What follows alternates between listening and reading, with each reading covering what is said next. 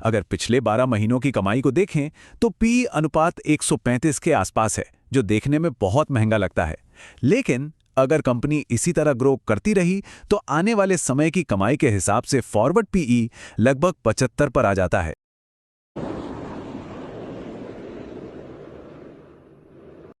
नमस्कार। जरा सोचिए, क्या कोई कंपनी सिर्फ एक साल में अपना मुनाफा 146% तक बढ़ा सकती है?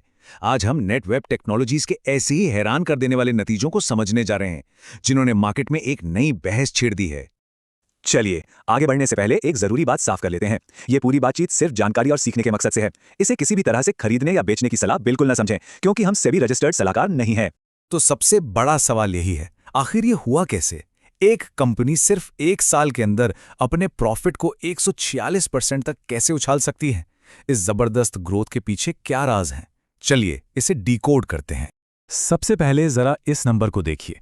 Q3 की टोटल इनकम 8,115 मिलियन रुपए। ये कंपनी के इतिहास में अब तक की सबसे ज्यादा कमाई है। सच में एक रिकॉर्ड तोड़ आंकड़ा है ये। और बात यहीं खत्म नहीं होती। सारे टैक्स चुकाने के बाद कंपनी ने 733 मिलियन रुपए का शानदार मुनाफा कमाया है। ये भी अपने आप में एक बहुत बड़ी उपलब्धि है। अब इस स्लाइड में जो बात सबसे ज्यादा चौंकाने वाली है वो ये है, साल दर साल मुनाफे में 146.7% की जबरदस्त छलांग। पिछले साल इसी क्वार्टर में मुनाफा लगभग 297 मिलियन था और अब ये बढ़कर 733 मिलियन हो गया है। यही वो पॉइंट है जिसे हमें सबसे गहराई से समझना है।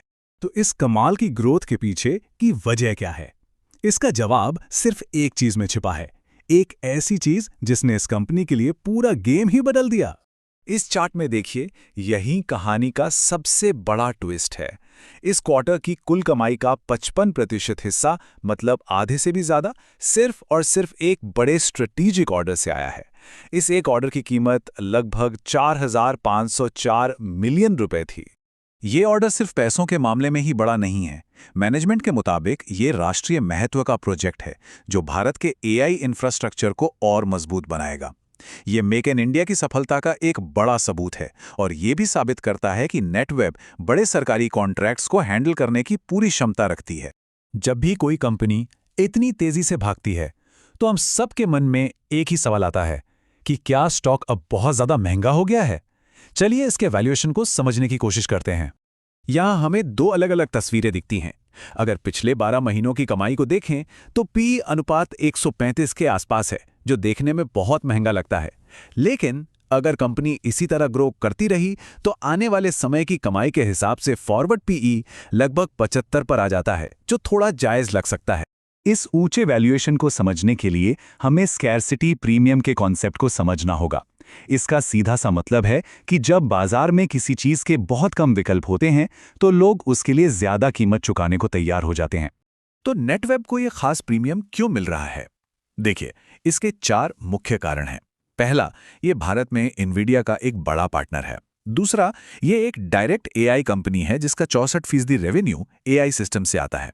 तीसरा, इसकी बैलेंस शीट कर्ज मुक्त है और कैश से भरी हुई है। और चौथा, ये एआई की इस गोल्ड रश में सबसे जरूरी चीज यानी कुदाल और फावड़ा बेच रहे। आइए अब एक नजर डालते हैं कि भारतीय टेक मैन्युफैक्चरिंग स्पेस में नेटवेब अपने दूसरे कॉम्पिटिटर्स के मुकाबले कहां पर है। इस टेबल में एक बात बिल्कुल साफ है, नेटवेब का पीई अपने साथियों जैसे केन्स, शर्मा और डिक्सन से कहीं ज्यादा है। लेकिन एक और चीज पर गौर कीजिए, नेटवेब की मुनाफे की ग्रोथ रेट भी बाकियों से कहीं ज्यादा है, पूरे 146% पर। ये कोट आप कह सकते हैं पूरी वैल्यूएशन की बहस को एक लाइन में समेट देता है। इसका प्रीमियम वैल्यूएशन कोई कमी नहीं बल्कि एआई सेक्टर में इसके दबदबे का एक नतीजा है। अब आखिरी हिस्से पर आते हैं। स्रोत के टेक्निकल एनालिसिस के आधार पर वो कौन से जरूरी लेवल्स हैं जिन पर नजर रखी जा सकती है। नतीजों के बाद अक्सर स्टॉक में काफी हलचल होती है। ऐसे में स्रोत एक अनुशासित तरीके के बारे में बताता है जिसे 15 मिनट रेंज ब्रेकआउट कहते हैं। इसमें होता यह है कि बाजार खुलने के पहले 15 मिनट इंतजार किया जाता है, उस कैंडल के हाई और लो को मार्क किया जाता है और फिर ब्रेकआउट पर नजर रखी जाती है। ये कुछ ट्रेडर्स द्वारा अपनाई जाने वाली एक आम रणनीति है।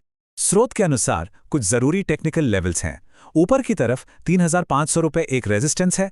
अगर ये टूटता है तो अगला टारगेट 3,850 रुपये हो सकता है। वहीं नीचे की तरफ 3,150 से 3,200 एक मजबूत सपोर्ट जोन है और 2,980 एक जरूरी स्टॉप लॉस लेवल माना जा रहा है। और अंत में ये पूरी कहानी एक बहुत बड़ा सवाल छोड़ जाती है। जिस तरह एआई इंफ्रास्ट्रक्चर की मांग तूफान की तरह बढ़ रही है, क्या नेटवेब की ये ग्रोथ आने वाले समय के एक नए स्टैंडर्ड की बस एक झलक है? अगर आप इस तरह के और भी एनालिसिस देखना चाहते हैं तो इस पेशकश को लाइक करें, चैनल को सब्सक्राइब जरूर करें और हमारे free WhatsApp group wish 100 crore से जुड़ें। उसका लिंक नीचे डिस्क्रिप्शन में दिया गया है।